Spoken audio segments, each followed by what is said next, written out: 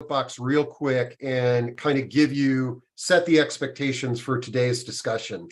The first thing is that I've been in the senior living world for 33 years. I have been talking to people who do marketing and outreach for 33 years, and I continue to do that. And I feel like I've got a pulse on some of the challenges and creative solutions and ways that we can solve our marketing and outreach problems. I don't claim to be an expert, more of just somebody that gets you thinking outside of the box. Because here's the thing, the trick to marketing is doing things differently that distinguishes us from other organizations, from other individuals, that sets ourselves apart, that also helps bring people together that might be interested in the services or support that we offer, that we have connections to. So that's sort of a little bit of a disclaimer, just so that it's like, this guy doesn't know what he's talking about. I mean, in many ways, I don't have the magic wand to solve the marketing challenges for all of us, but I have enough insight that I can help guide you down the path so that collectively we can come up with those creative solutions.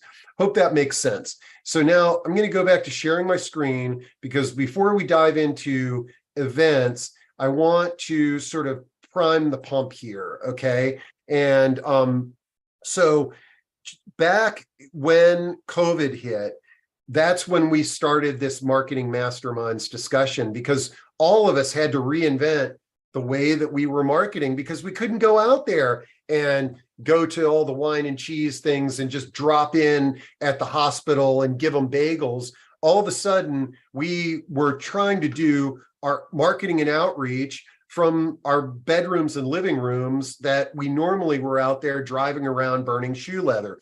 And so in the early days with these discussions, what I've shared up on the screen are some of the topics that we talked about. And I'll send you the recordings of these if you want to go through and look at some of them. But, we obviously talked about events, email communication, CRMs, social media, press releases, website design, lead tracking, outreach to referral sources. How do we deal with the phrase, "I'm not ready yet"? The perception and reality of senior living services. And of course, I can never have a discussion about marketing without talking about ageism, because it biases those individuals that we're trying to reach and connect with. But as a lead-in for today's discussion, here is a list of marketing tools. It's not comprehensive. There's other tools out there, but if you do a Google search and you type in marketing tools, I'm willing to bet that 9 out of 10 of the websites that you come up with are going to list these as the categories. And those include our website. Our website is now, we used to have to rely on media like the Washington Post to get the word out about the things that we were talking about. But now we all own the printing press, and the printing press is our website. And it should be a hub for everything we need to know about all of our organizations.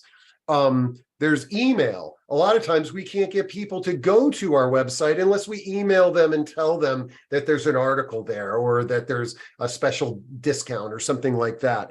Social media, again, is we own the printing press now. I mean, Mark Zuckerberg and some other people actually own the printing press, but we're allowed to publish on their printing press, and social media plays a vital role. And actually, last month's discussion was on social media for senior living marketers.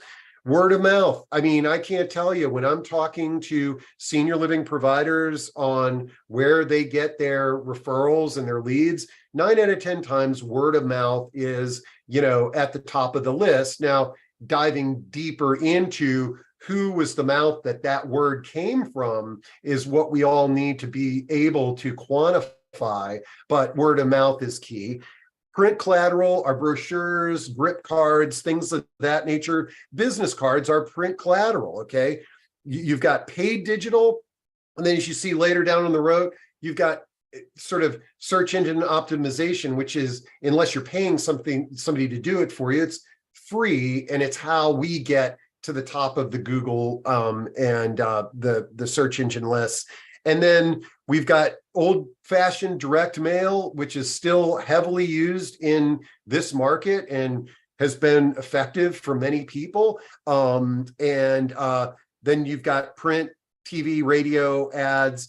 And last on the list, but not last on the list, is event marketing. Now, the irony is that for events to be successful, oftentimes we are using all the other tools that are on this list to make the events that we're hosting a success. And so, and that goes for a lot of the things during this discussion that we're going to talk about. We're not just in a silo. A lot of it is going to intersect, and we'll get into that today. So I promise I'm going to get to the talk, but what I found is I've got to sort of share some of the language that I work in so that we're all kind of speaking in the same language. And so I like the bucket analogy, but I see the world the world of senior living in three distinct buckets: housing options, assisted living, life plan, memory care, apartment buildings with amenities. Those are in the housing bucket. The aging in place bucket, adult daycare, home care, handyman services, transportation services, things that can enable us to live a purposeful life in the home that we're currently living in. And then the last bucket is resources. And those could be area agencies on aging, aging life care managers, senior move managers, daily money managers, the whole plethora of support services that can help us in decision-making and navigating these paths. Okay, so that's how I see the senior living world. So if we need to refer back to that. And then I have two philosophies when it comes to talking about marketing and outreach, and those are birds of a feather flock together and low-hanging fruit. And I can describe what I mean by that when I talk about my final little soapbox thing here on marketing is three more buckets. It's your clients and who they are and how they behave and what they're interested in and what you do to help your clients. It's your referral sources. It's those trusted professionals that have proven that they can give your organization a direct referral. And then the last bucket is who you refer to. So if you are in an assisted living community or a home care agency and you refer a lot of your clients to get their medical equipment to Shady Acres Medical Care, that is your referral bucket. Or if you are a senior living community and every Wednesday afternoon you take the residents to eat at a specific restaurant, that's another referral bucket. But the point is, when I go back to this slide, is that we need to know who are the birds what do the birds look like in these three buckets, okay, as much as we can figure out about them. And then we just need to go get more of them, more people exactly like them. So the more we understand what our clients' behavior is, where they live, what they do, what churches they go to, things like that, the more opportunities we have to tap in to the low-hanging marketing fruit. All right, that's it for that little soapbox speech. Now we're going to dive into talking about events and marketing. And notice I said we are going to dive into talking about events and marketing, because I have no doubt that there are people on this call in the audience that know way more than I do about a specific category or segment or something that worked that I'm not aware of, or that you're in the audience and you are just beating yourselves on the head. It's like, I got to figure out how to go to networking events, or I got to figure out my boss wants me to run a open house next month and I need to figure out how to get people there. So I want this to be interactive. our marketing masterminds in senior living is titled plural because I'm not the mastermind. It's collectively us together sharing ideas that is going to get us to the new ideas that can move the needle in your organization, in your business. But I do have a little framework, and I still have a little bit of soapbox stuff that I can share with y'all, but I want you to jump in at any point in time and actually, let's just use chat today. And if you don't mind, try to use chat and use the everyone drop down. That way everybody can see your comment or your question or whatever it is that you want to contribute. But here's my game plan today, folks, is we're going to talk about event marketing. And there's basically, in my mind, and I may have missed something, there's basically 3 types of events. In person, meaning I'm inviting a bunch of people to come to my community or to go to the library, and I'm sponsoring something with other individuals, or I'm going to a networking event over at Shady Acres Assisted Living. Okay, that's an in-person event.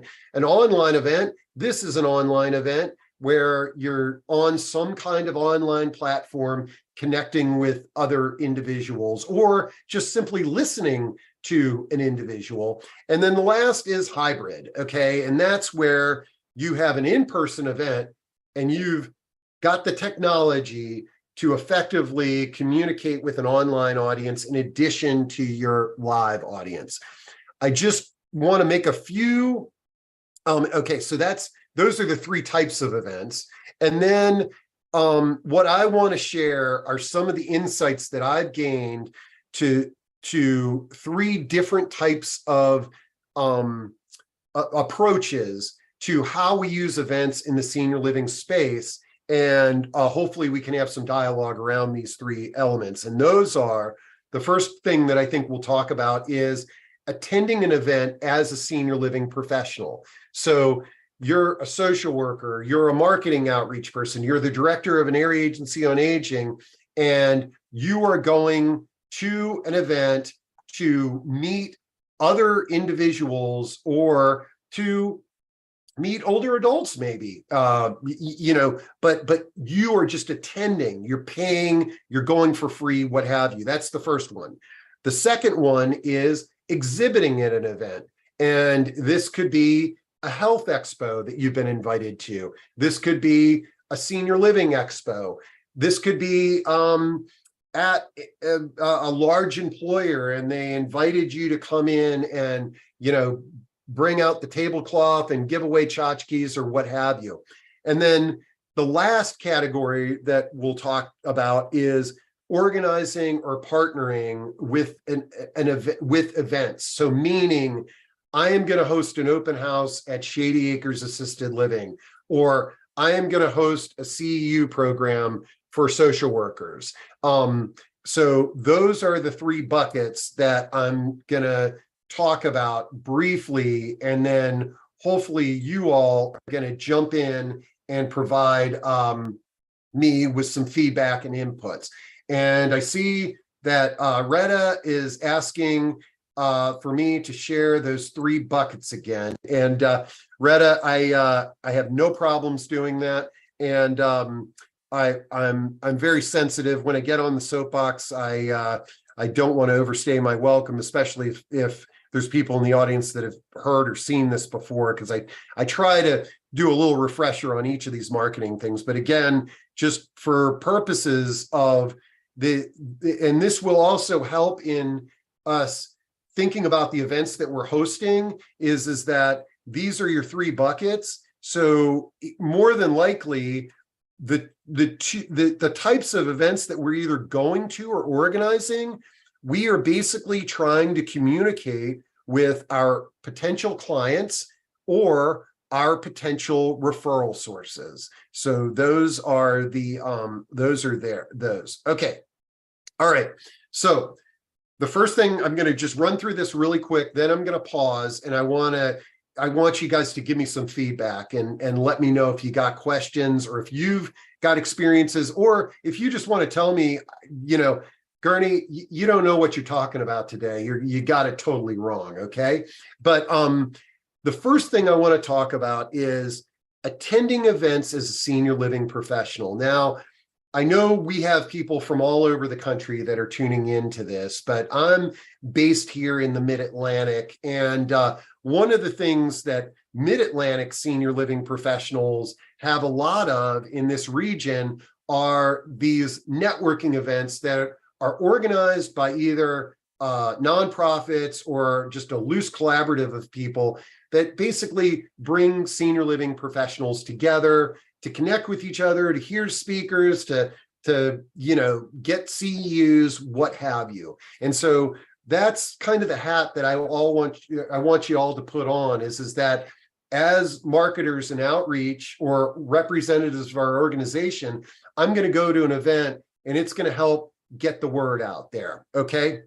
So the first thing that I want you to think about when you go to these events is I want you to have an idea of what your buckets look like. Okay. What is the profile of your end consumer? And then what is the profile of your referral sources? And I've been doing this a long time, and there's a lot of folks that it's very hard for them to articulate that at a level that is granular enough for me to be able to provide them with a distinct referral. So the difference would be is my clients are older adults. Okay, that's not specific enough. My clients are older adults that have memory impairment. Okay, that's a little bit better. But we can go deeper. My clients are older adults with memory impairment, and most of them come from the 20905 zip code.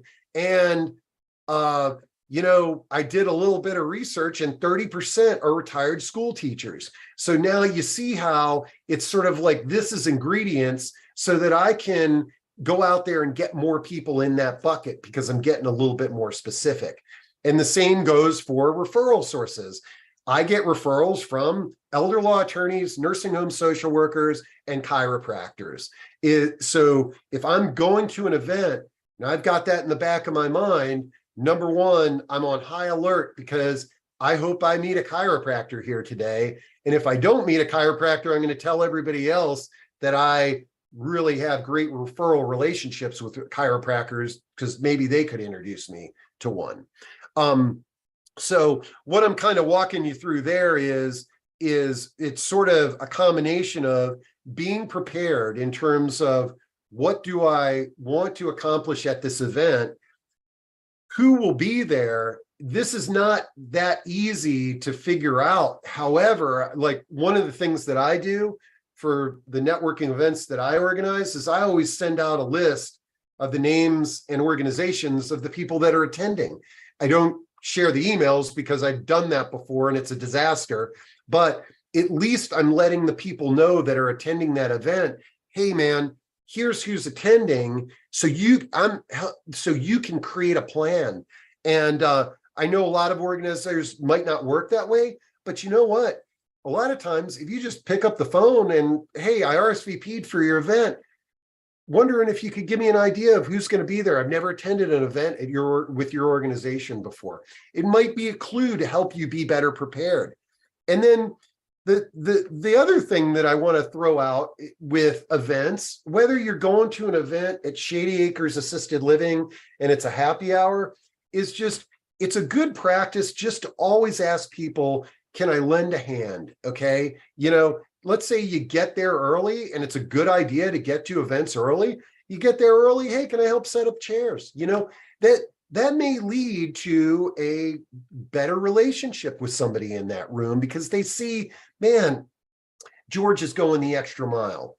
And then the other thing, and I'm not good at this, okay, but it's when we're in networking scenarios, is learn to speak in sound bites. And like I said, I can babble on for hours, okay? But one of the things I did today was I said, look, I'm going to go through attending events as a senior living professional, then I'm going to stop talking because I want to make sure that I give you all the opportunity to give me feedback or share or ask questions, okay?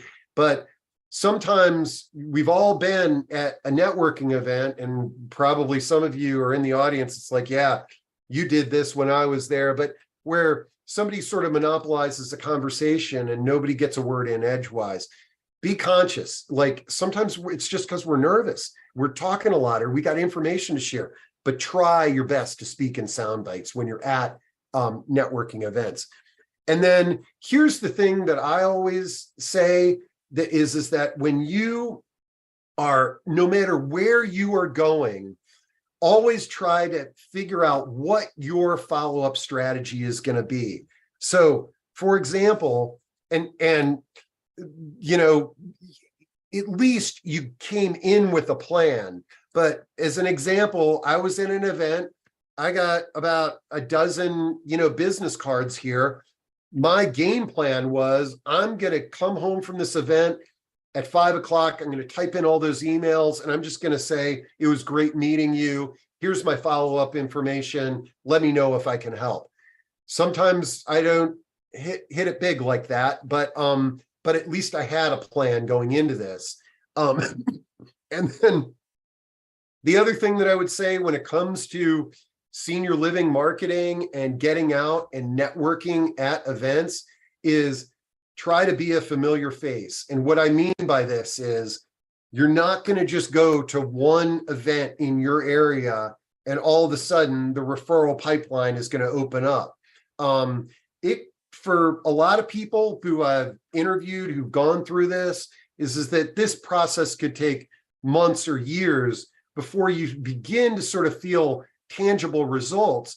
But what I recommend that everybody do is just put the shoe on the other foot is that, who do you refer to and how many touches and how much familiarity do you need to feel comfortable sharing a resource with one of your clients and register that, and then try to basically say, okay, next 6 months, I'm going to check out this group here and I'm going to try to be as involved as I possibly can.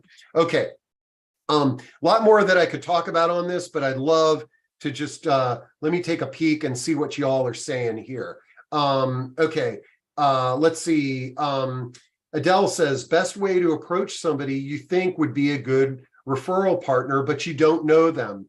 Okay. And again, everybody jump in on this if you've got ideas, but Adele, I'm going to share with you. It's a tongue-in-cheek approach, but I think it served people well. Okay. And it's what it's called is getting to know quickly. Okay. And so let's say that I am, like I said earlier, that I get referrals from, what did I say? Assisted living, nursing home social workers, and chiropractors. Okay. So I'm having a conversation with somebody, and number one, we never want to jump into a conversation in sales mode. So we want to basically learn as much as we can about this new individual that we're meeting. But let's say that through that dialogue, speaking in sound bites, you ask them a question. Hey, who do you get referrals from? Who are your referral partners?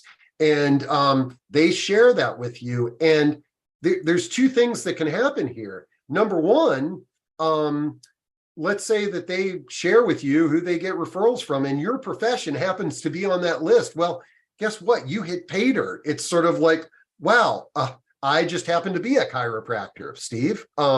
Great. Let's set up a lunch. This is going to be awesome. But chances are we very rarely hit pay dirt in these situations. So that's an opportunity for you to share. So it's sort of like, first you're asking an individual, who do you get referrals from? They share that with you. And then you might say, oh, I know a doctor that I could introduce you to, or I know an elder law attorney. Let me share with you. I get referrals from assisted livings, nursing home social workers, and chiropractors. You don't happen to work with or know any people in that space. I'm married to a chiropractor. So that's one way to have a dialogue that is productive. Okay. And but I would also say that we don't want to jump into the pool immediately as this sort of aggressive salesperson. Even though all of us are trying to make sales and marketing, we want to build relationships, and sometimes we build relationships around hobbies and kids activities and things of that nature. And so in our field, even though a lot of us are marketing and we're talking to each other, oftentimes it may take a few meetings before we can sit down and, hey, Adele, let's have a talk about marketing and referrals and how we can work together. Okay. Let's see. Cynthia Taylor says they need to know and like and trust you. And yeah, Cynthia, exactly. The folk, we need to see that folks are committed to this field, that they're, going to be here 6 months from now. And we need to kind of have an idea of the culture of their organization and who they are. And yeah, Retta, okay, building relationship of trust. Kathy says, totally agree about needing to be familiar, become a colleague, not just a network junkie. Focus on conversations about meeting the client's needs and not how special we are. Kathy, that's the first time that I've heard the term network junkie, and but it's fitting. And quite frankly, I mean, I probably classify as a network junkie in many cases. I've often made the joke that I could basically stop grocery shopping if I wanted to, because I think every night of the week now there's some kind of order happy hour dinner that I could go to, and I could certainly get breakfast and lunch at a bunch of places too. And I think the key is these are great incentives to kind of get us in the door to an event, but it's an opportunity for us to build relationships. And let's see. Jason says, when speaking to someone, ask them what is a great referral for them. That's a great icebreaker, Jason, and I love that. And Tom DeMuth, a service mindset. Yeah, it's just I think at the end of the day, it's all, I won't say all of us, but most of us in this field of senior living really do have a service mindset. Many of us shifted our careers to be over here because we wanted to serve people better. And these are all great ideas. Okay. And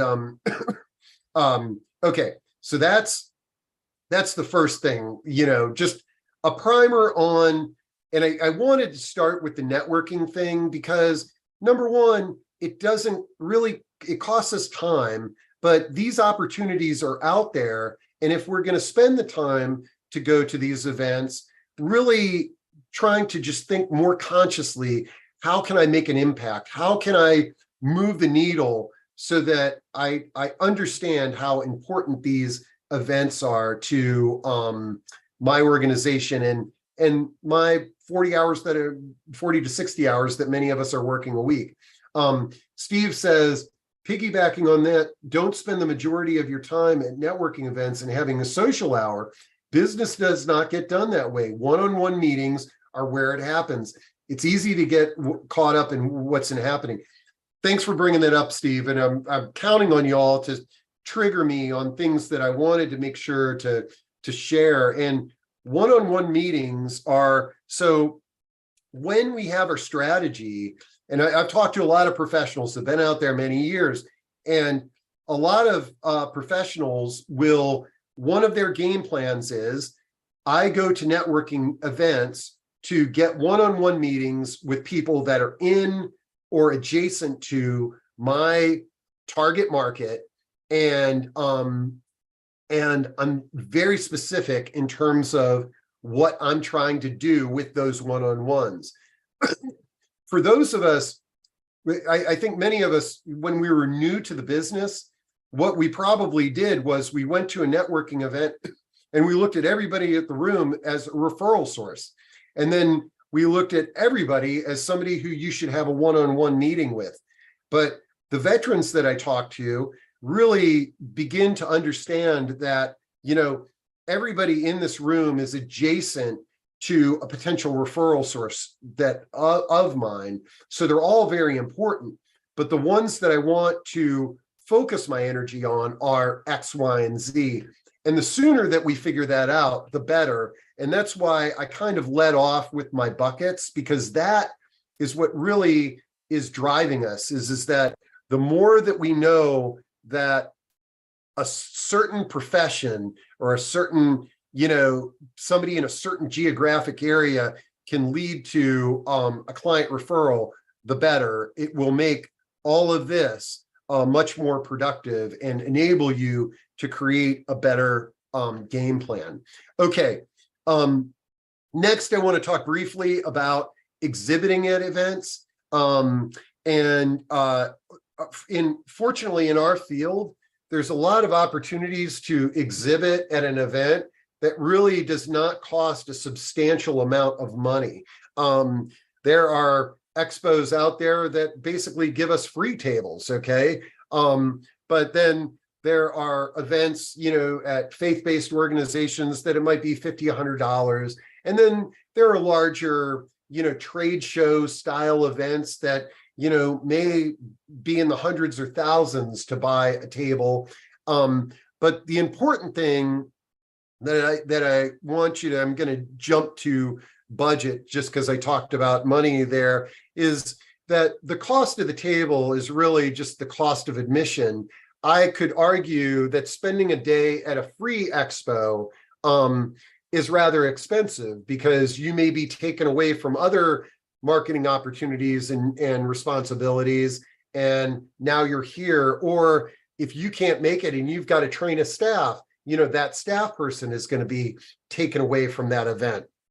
But the first thing is, again, just the same reason why we go to networking events is, why are you going here? I mean, is this, from what you can glean, is this an opportunity? Is this a target market for you?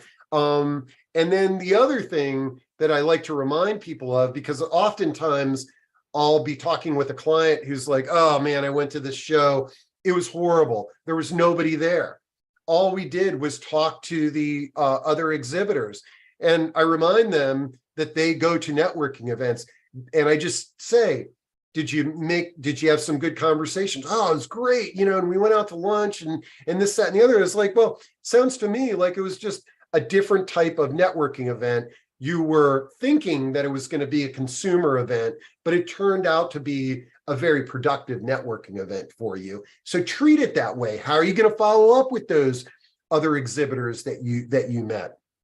Okay, the third bullet, when you're thinking about events, this opened my eyes up many years ago, before, the early days, even before internet was really used for promotion. There were a lot of live senior expos that were out there, much more than there are now.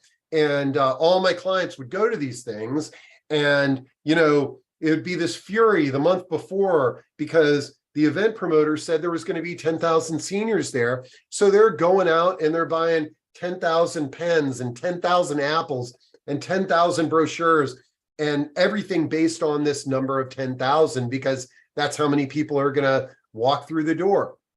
And I got some coaching once from one of these trade show companies that said something really valuable. And they said, and it's around what defines a lead. And he said, he goes, listen, today is Monday.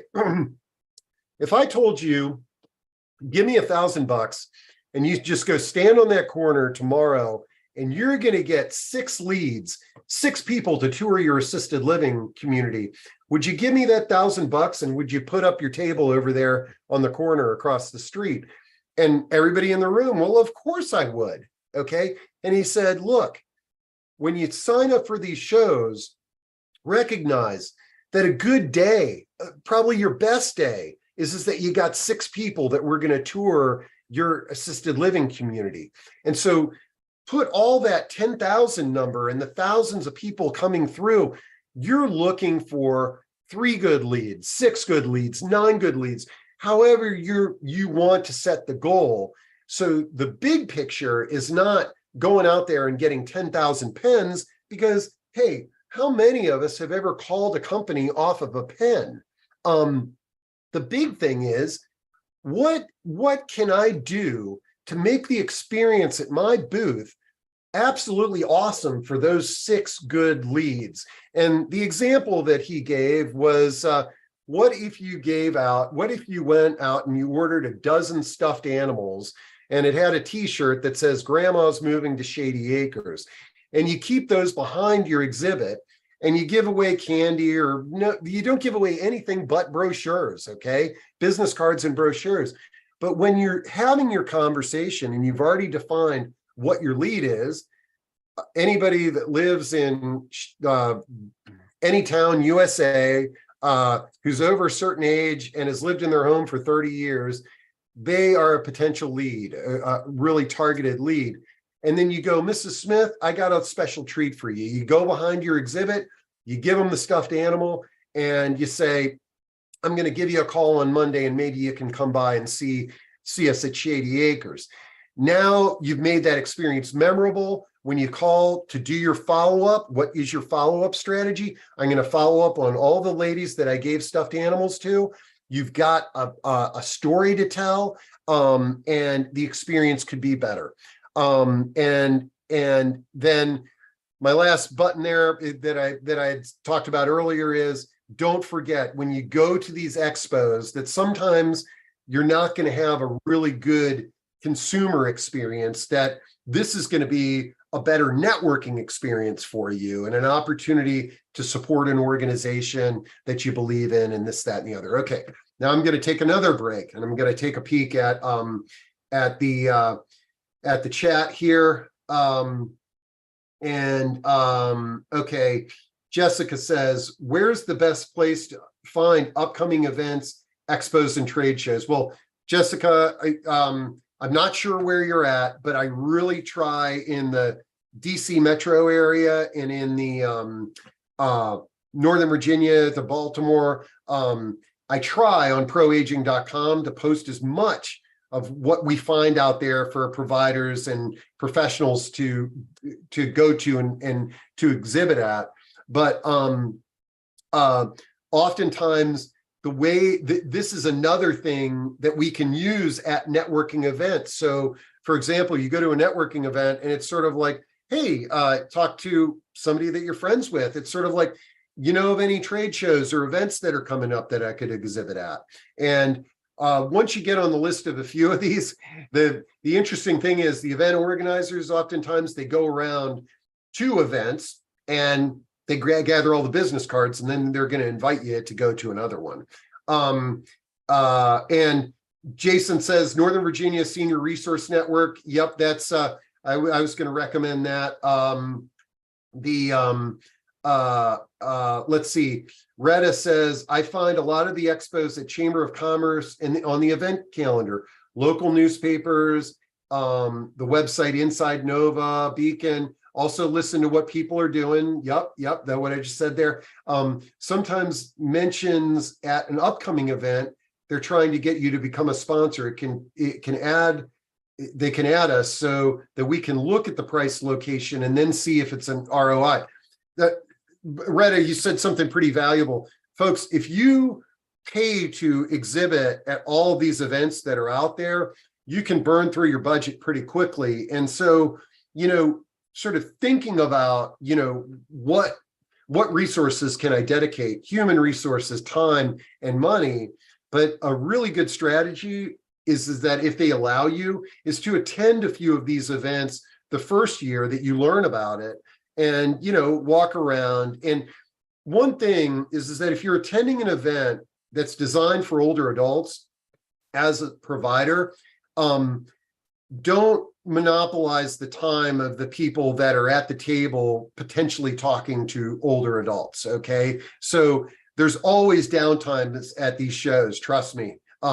It's really good to the tail end of any day is a great way to go through there if you're not an exhibitor and do a little bit of networking.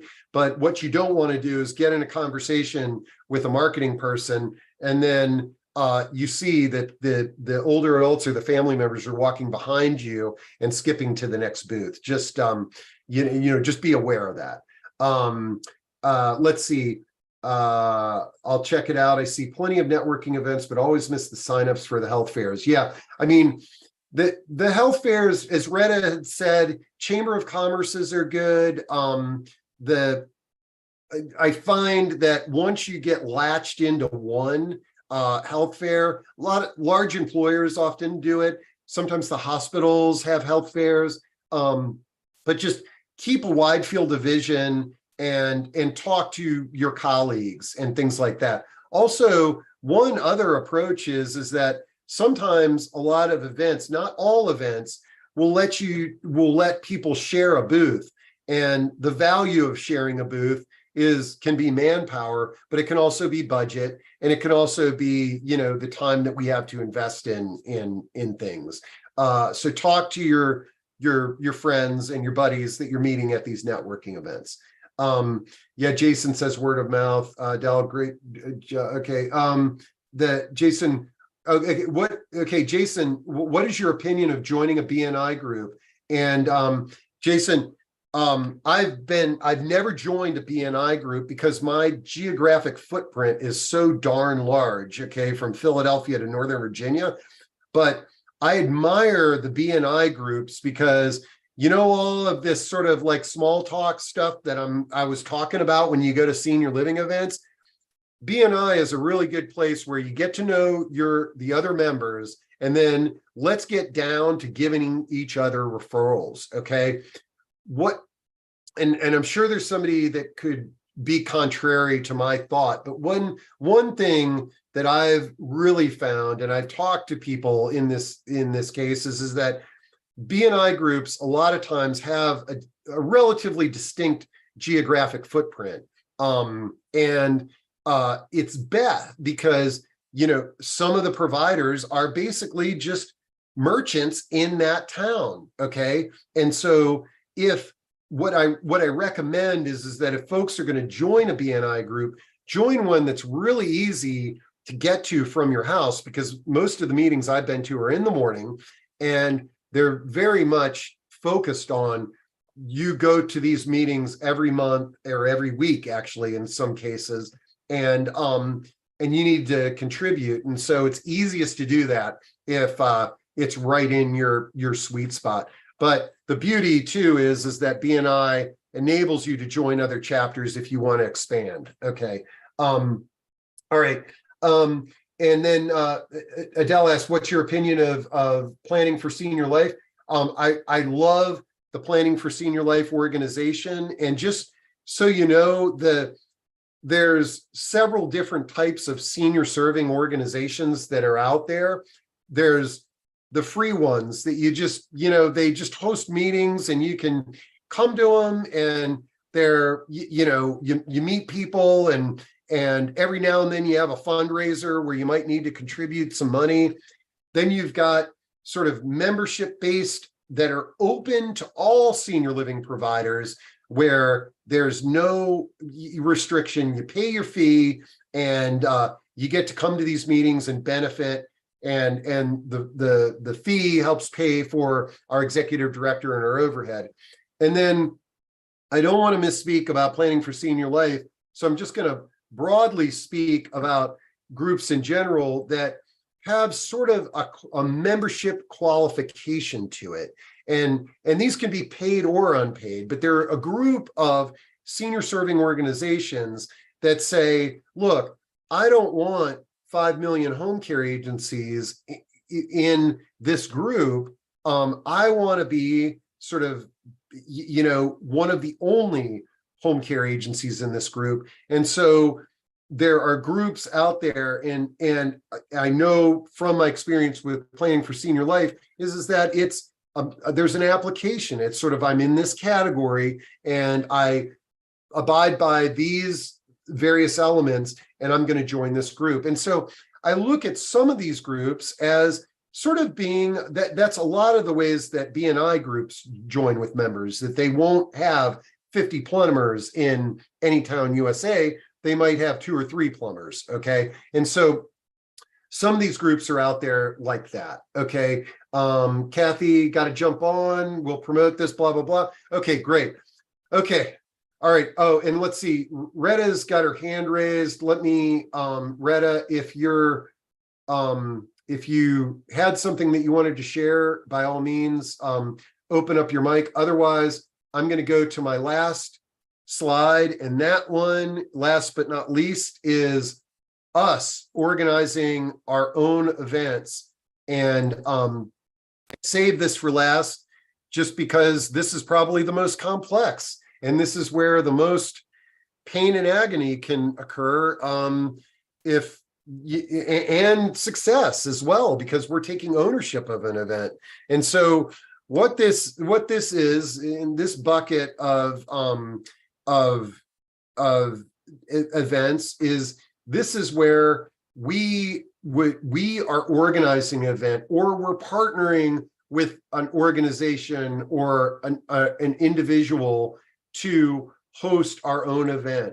And this could range everything from having an open house to celebrating an anniversary to sponsoring a CEU to having a webinar that talks about a specific type of treatment, or it could be training individuals on a specific type of practice.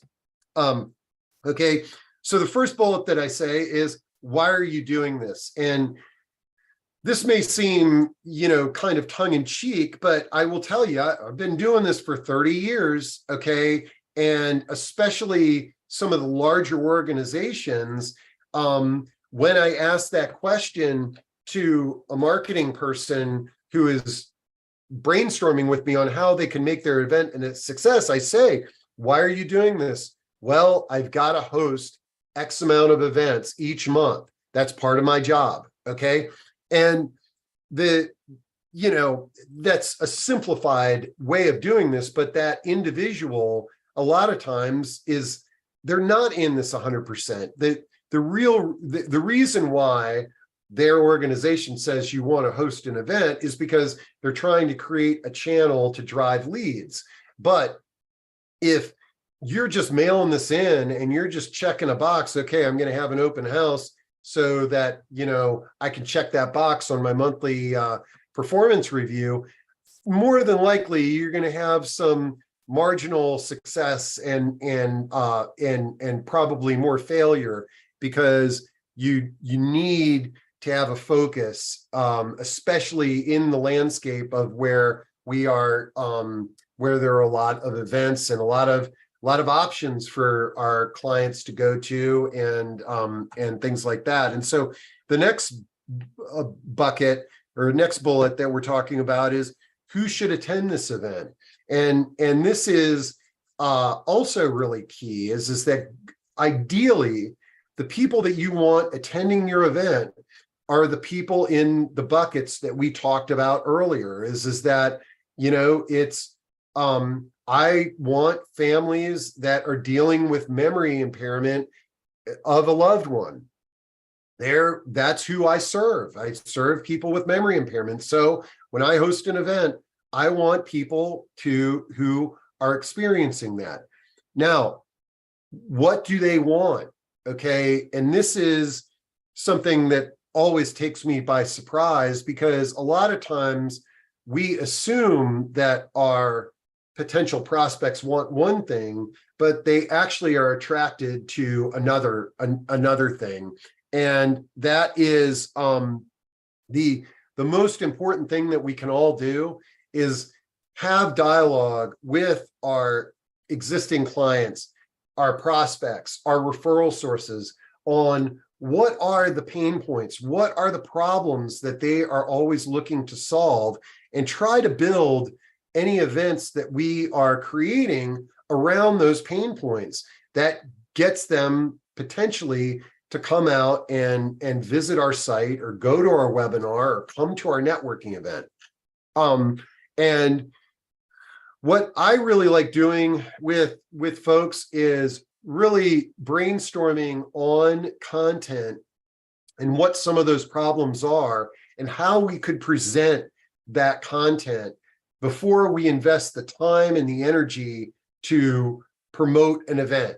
And so what a lot of times what this will look like is just, asking your team, or if you're in business for yourself, it's just making a checklist of the problems that you hear your clients talking about, whether it be my mom is wandering, or I've got too much stuff and I need to figure out what to do with my stuff.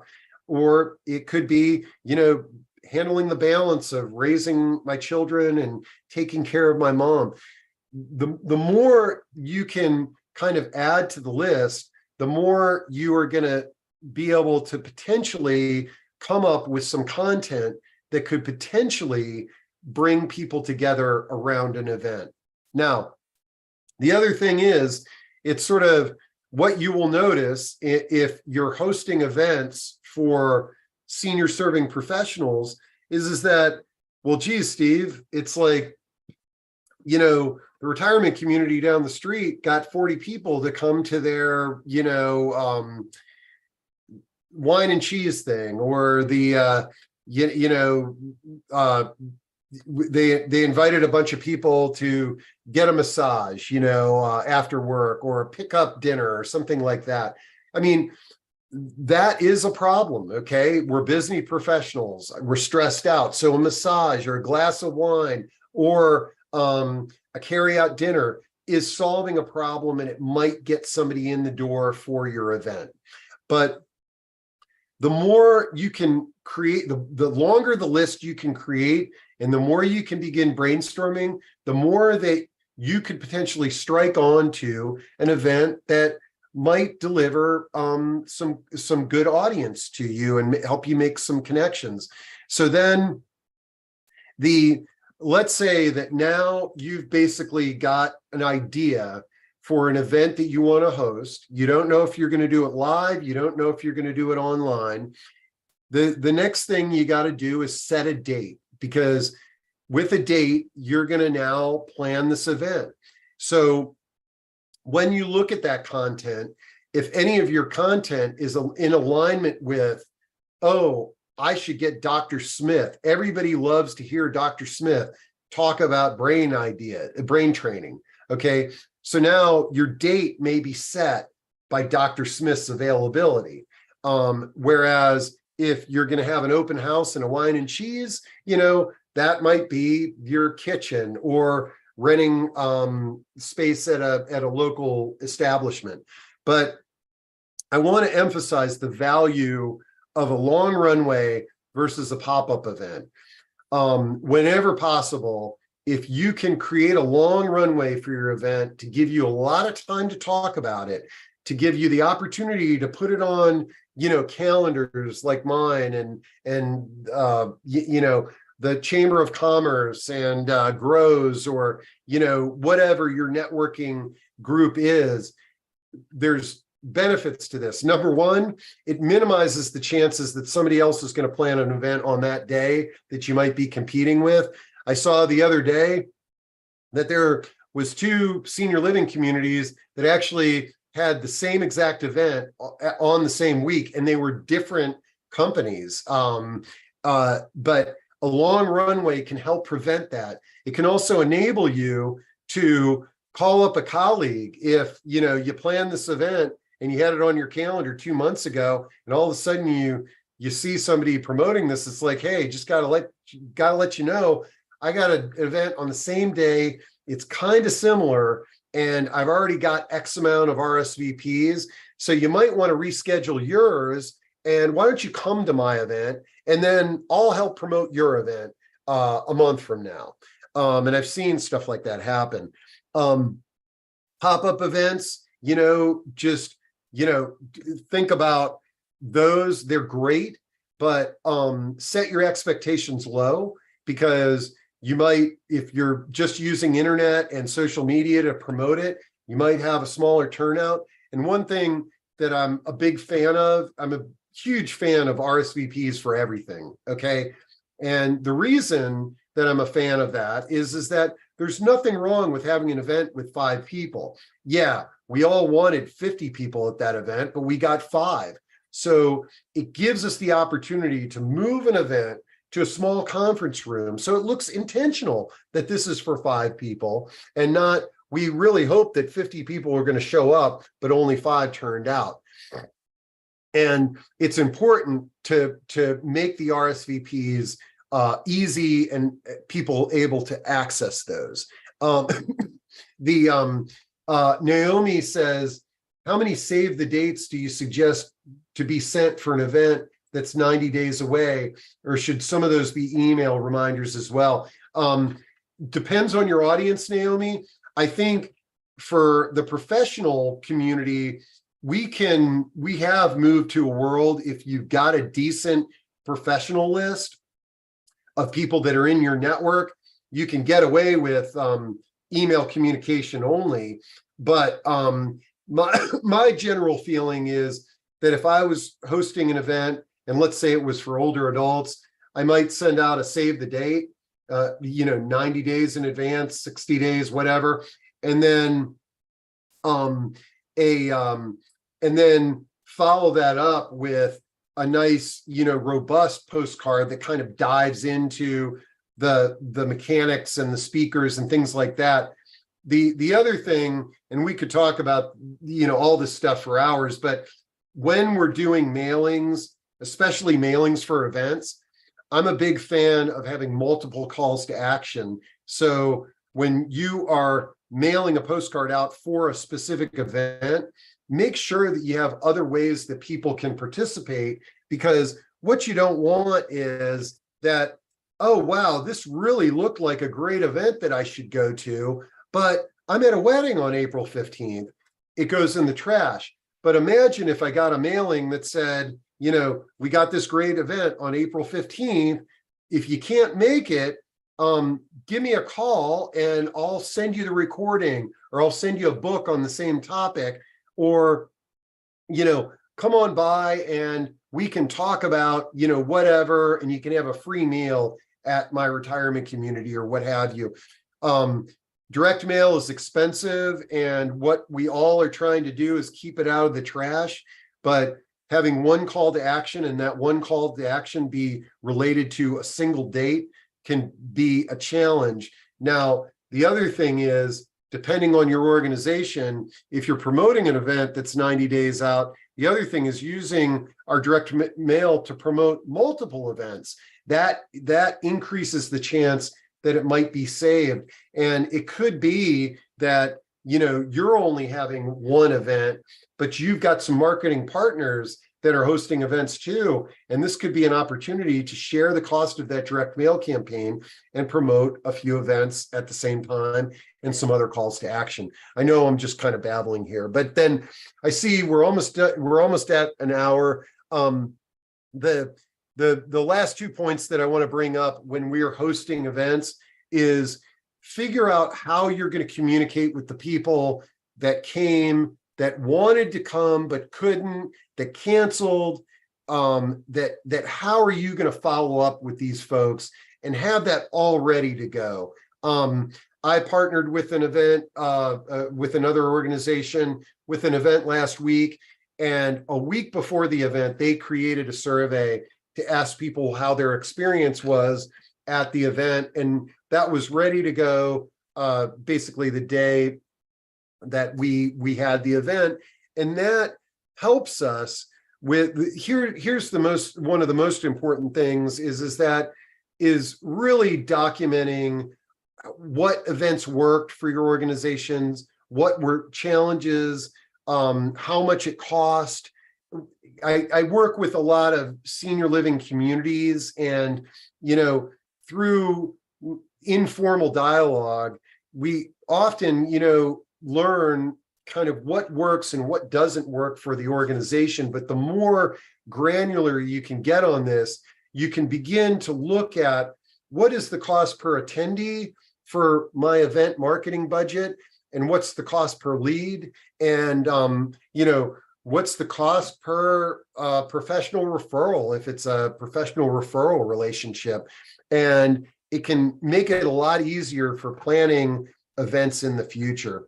Okay, folks, I know I pretty much talked the whole time and I tried not to, but I hope I gave you some ideas and just got the wheels turning here. And if anybody's got additional things that you want to share or you want to comment on, feel free to drop those in chat. But also feel free to email me if you want to brainstorm on this stuff. I think, one of the things is that in the senior living world, there's a lot of pressure for us to do events, okay? Because we see other providers in our space doing events, and we feel like, or like the example that I said, my boss said I should be having open houses or things like that. And there are good reasons for doing these types of things, but you also, I hope that I gave you some ideas on how to methodically go about it so that your outcome and the energy that you're devoting to these is beneficial. And, we opened with, we opened this with, going to events as networking and individuals.